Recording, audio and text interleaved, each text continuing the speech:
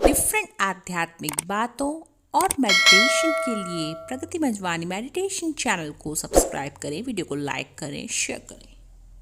Hello friends, प्रगति मंजवानी meditation channel में आपका स्वागत है। तो फ्रेंड्स, आज मैं आपके लिए एक बहुत ही अच्छी कहानी लेके आई हूँ हमारे पूर्वजों से संबंधित। और ये कहानी जो है आप ध्यान से सुनिएगा, क्योंकि ये आज के समय से रिलेटेड कहानी है और हमारे बच्चों पे जो है इस हमारे बच्चों को हम काफ़ी अच्छा बना सकते हैं। हमारे बच्चे जो है, कई बच्चे जो है वो माता पिता की आज्ञा नहीं मानते और काफ़ी सारे जो है प्रॉब्लमेटिक हो गए हैं।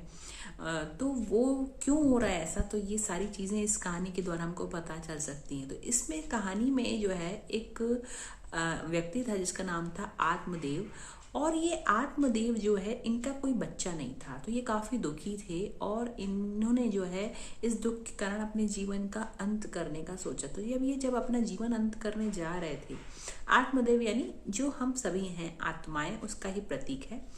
तो जब ये अपना जीवन का अंत करने जा रहे थे, क्योंकि आत्मा भी आजकल देखिए कई लोग अपने जीवन का अंत करते हैं, डिप्रेशन में रहते हैं, काफ़ी सारे कारण रहते हैं उसके।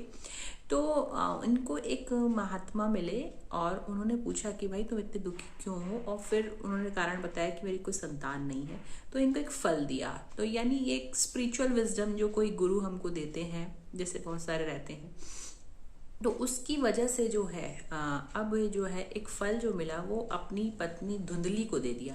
अब धुंधली का तो मतलब ही यही है कि वो धुंधली है, उसको सब कुछ धुंधला दिखाई देता है, कुछ भी क्लियरिटी नहीं है, कन्फ्यूजन है उसके माइंड में, और जो बॉडी कॉन्शियस से भरी हुई है। यानी कि हम सभी में आजकल धुंधलापन आ गया है कि हम सिर्फ अपनी बॉडी के बारे में सोचते हैं, अपने माइंड के बारे में, अपनी मेंटल वेलबींग के बारे में कम सोचते हैं, लेकिन फिजिकल वेलबींग के बारे में बहुत ज़्यादा सोचते हैं।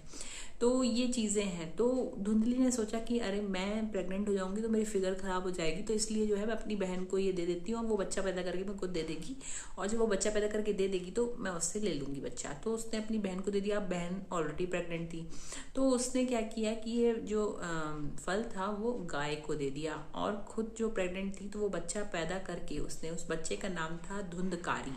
तो वो बच्चा जो है धुंधकारी, जैसे आज के कई बच्चे ऐसे हैं जो जिनके अंदर हम क्योंकि अब गौकर्ण जो दूसरा बच्चा था जो ज्ञान से पैदा होने वाला था, जिसको गाय ने पैदा किया था, उसका नाम था गौकर्ण।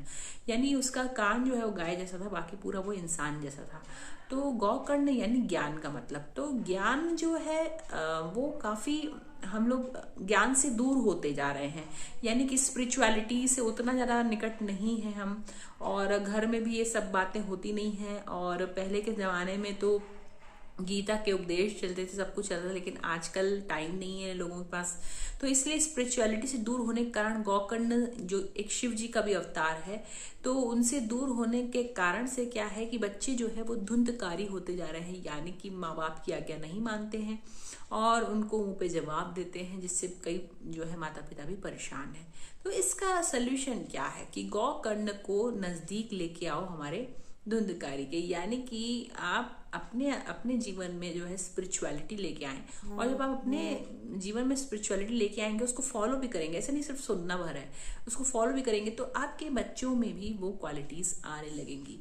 और यही चीज़ थी कि जब धुंधकारी जो है उसकी वो जो है काफ़ी सारी ख़राब एक्टिविटीज़ में इन्वॉल्व होने लग गया, तो उसको जो है कई लोगों ने फिर उसको मार दिया। मतलब अब ये भी है ना कि आप अगर क्राइम करेंगे तो बाकी क्रिमिनल्स भी बहुत बड़े बड़े हैं, तो वो उन्होंने मार दिया और वो प्रेत योनि में गया, यानी और उसके जो जीवन है खराब हो गया। तो ऐसे ही होता है ना, अगर हम बच्चों को नहीं रोकते हैं किसी चीज़ से तो वो और भी खराब होते जाते हैं। तो इसका सोल्यूशन यही है कि हम गौकर्ण के यानी भगवान के, शिव जी के और स्पिरिचुअलिटी के नज़दीक रहें। जितना हम उस चीज़ के नज़दीक रहेंगे उतना हमको भी पूर्वजों का आशीर्वाद मिलेगा, है ना।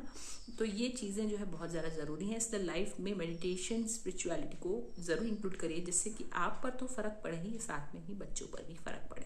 तो चलिए फ्रेंड्स, अगर ये स्टोरी आपको अच्छी लगी होगी तो प्लीज़ जो है वीडियो को लाइक कर लीजिएगा, शेयर कर लीजिएगा, चैनल को सब्सक्राइब कर लीजिएगा। Thank you.